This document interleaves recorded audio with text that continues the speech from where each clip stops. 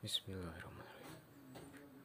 Saya Aji Distira dari kelas manajemen 23B dengan NPM 234111146 ingin menjelaskan tentang materi manajemen, yaitu lingkungan organisasi. Secara definisi, lingkungan organisasi merupakan segala sesuatu yang berhubungan dengan keberlangsungan akan keberadaan organisasi yang menyangkut pada suatu organisasi. Bentuk hubungan bisa hubungan secara langsung dan secara tidak langsung. Analisis lingkungan organisasi. Lingkungan internal merupakan lingkungan yang berada di dalam organisasi dan secara langsung memiliki pengaruh pada organisasi. Dia mempunyai keterlibatan khusus terhadap suatu organisasi dan berperan sangat penting. Juga, lingkungan internal meliputi siapa yang berada di dalam organisasi, kebijakan apa yang dibuat di dalam organisasi, bagaimana aspek kepemimpinan dalam organisasi itu, ketersediaan sarana dan prasarana, serta budaya organisasi. Dalam faktor internal, budaya atau lingkungan yang ditampilkan perusahaan yang berupa nilai-nilai dibangun dengan keteladanan yang ditunjukkan oleh pemimpin. Juga menjadi wadah bagi para karyawan untuk berkarya dan mempunyai kompeten yang terarah dengan klasifikasi departemen serta tujuan organisasi. Ya, kita langsung ke dimensi lingkungan internal. Struktur pertama itu di bagian struktur organisasi. Struktur organisasi itu merupakan susunan atau tata cara kerja antara individu atau kelompok dalam suatu perusahaan. Jadi kayak antar interaksi gitu. Struktur koorganisasi dapat berpengaruh pada efisiensi, fleksibilitas, koordinasi, komunikasi, dan inovasi perusahaan, atau dalam kata lain organisasi. Struktur organisasi dapat dianalisis dengan melihat tingkat sentralisasi. Sentralisasi itu terpusat, desentralisasi itu tidak terpusat, terpisah-pisah, yang mempunyai departemen tertentu gitu. Punya semacam kayak pembagian, formalisasi, spesialisasi, departementalisasi, dan integrasi yang ada di dalam perusahaan. Karyawan merupakan salah satu sumber daya manusia yang bekerja dalam perusahaan atau organisasi. Karyawan dapat berpengaruh pada produktivitas, kreativitas, motivasi, loyalitas, dan kualitas perusahaan. Karyawan juga bisa dilihat dengan beberapa aspek seperti jumlah, kualifikasi, kompetensi, pengalaman, sikap, perilaku, kepuasan, komitmen, dan budaya kerja yang ada di antara karyawan. Jadi bisa disimpulkan dari sini bahwa karyawan itu mempengaruhi organisasi dengan melihat, bisa dianalisis dengan kriteria tadi untuk memenuhi standar dalam organisasi.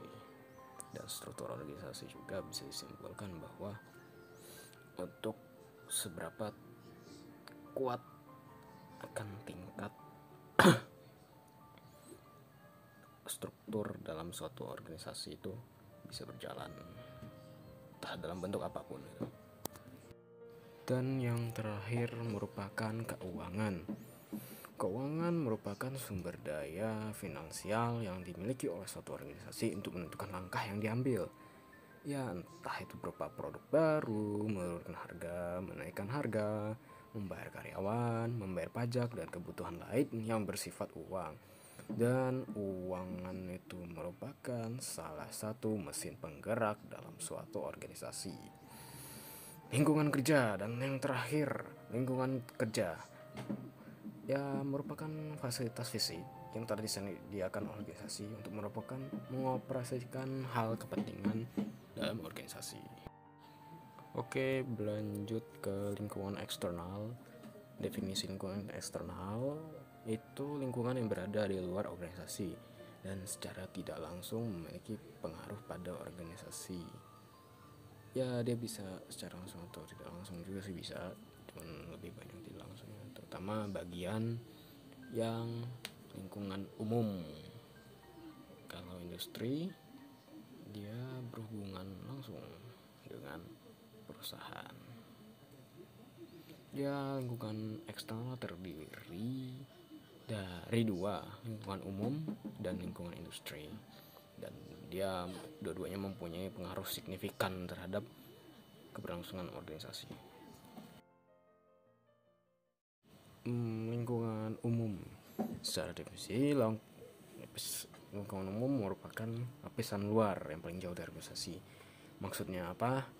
Dia yang tidak berpengaruh secara langsung gitu, tidak berinteraksi secara langsung, tapi tetap mempunyai pengaruh signifikan. Nah, lanjut, dia termasuk yang tidak melakukan transaksi langsung dengan organisasi, nah kan, tapi dia punya ngaruh terhadap kinerja dan operasi organisasi dan keberhasilan.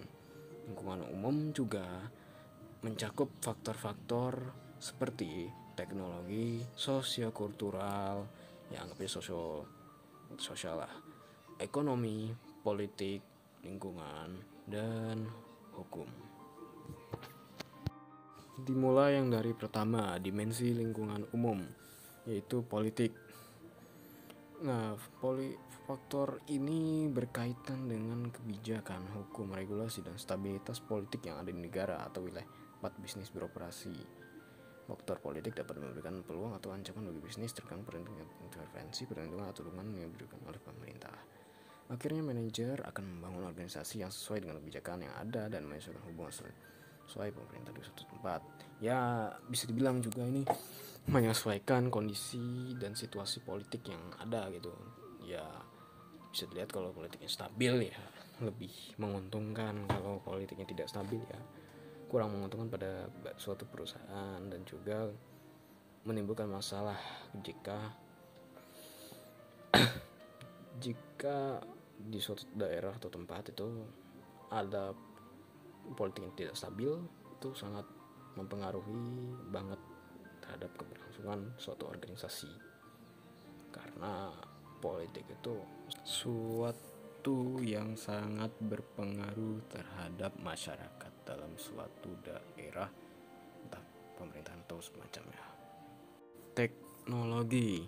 Faktor teknologi ini berkaitan dengan pengetahuan, alat teknik, dan inovasi yang digunakan untuk mengubah faktor produksi, dalam kurung faktor produksi, menjadi output atau kata lain penghasilan dalam bisnis.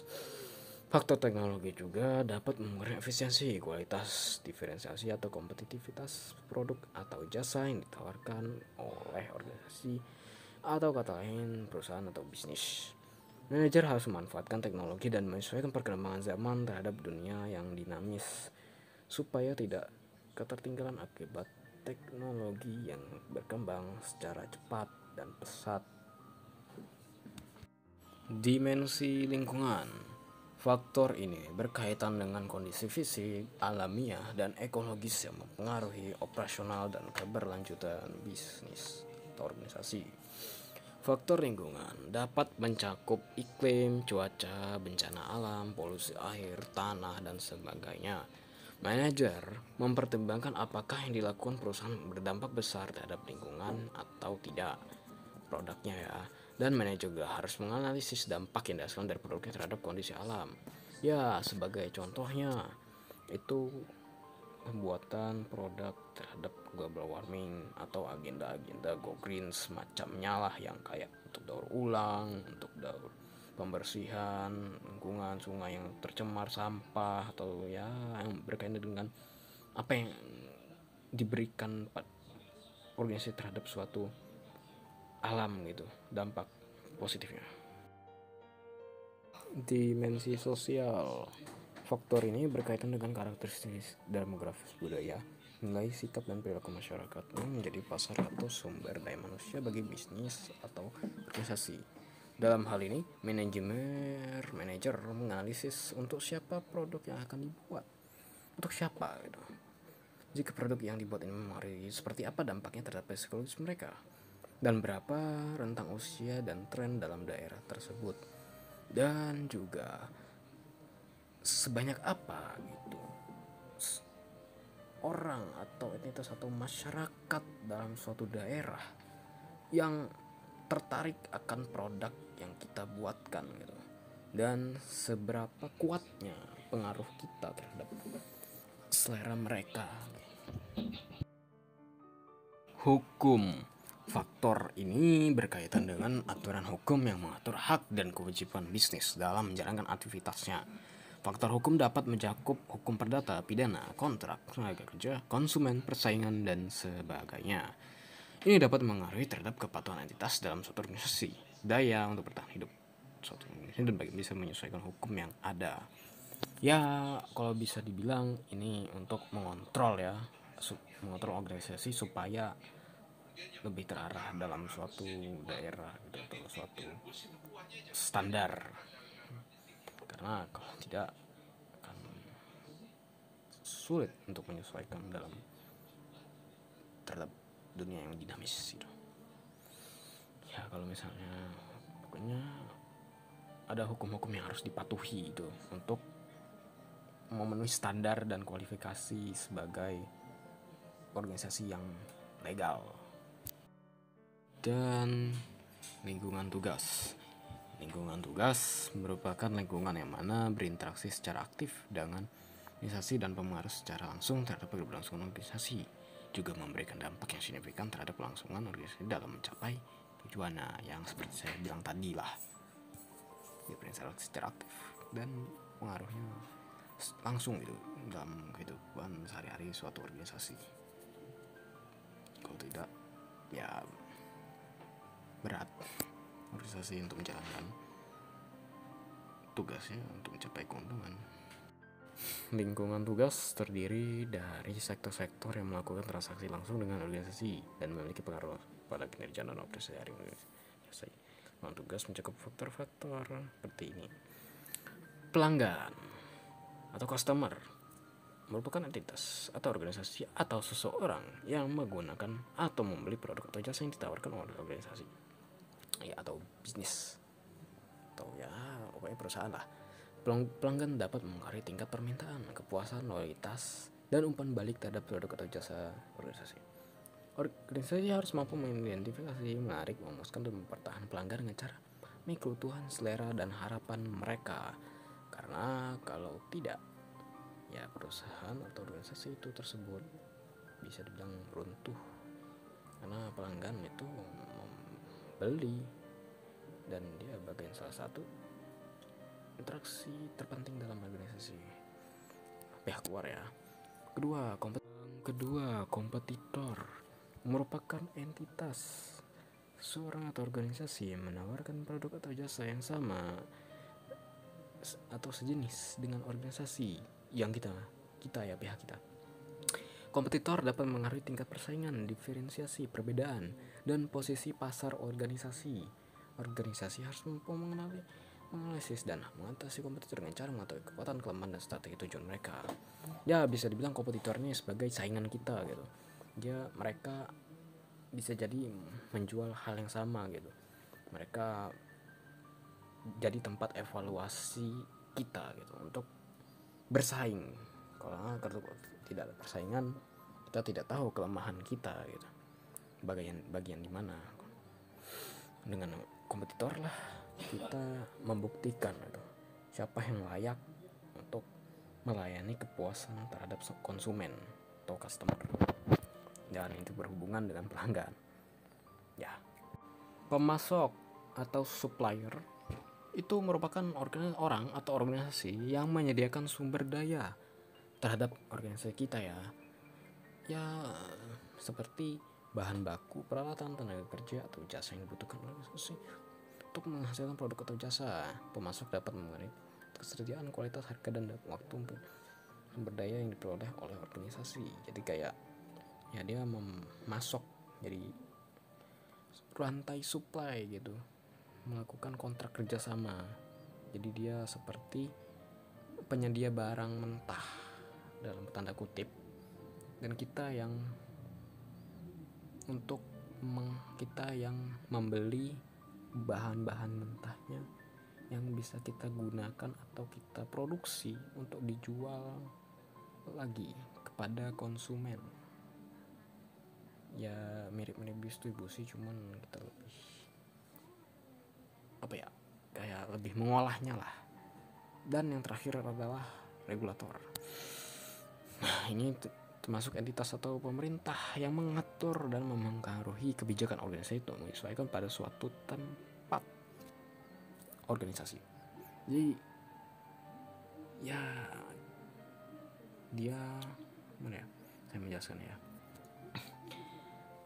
Itu yang mengatur-ngatur hukum-hukum itulah, mirip seperti hukum tadi itu, cuman dia lebih ke lembaga gitu, lembaga yang mengatur kebijakan, dia mengintervensi atau semacamnya, dan dia berperan langsung ya, entah berbentuk seperti apa ya, beragam. Oke, terima kasih telah menyimak apa yang saya jelaskan. Kurang lebihnya saya mohon maaf jika ada kesalahan. Saya mohon ampun, kalian juga bisa kritik kok. Kritik dan saran dipersilahkan. Terima kasih.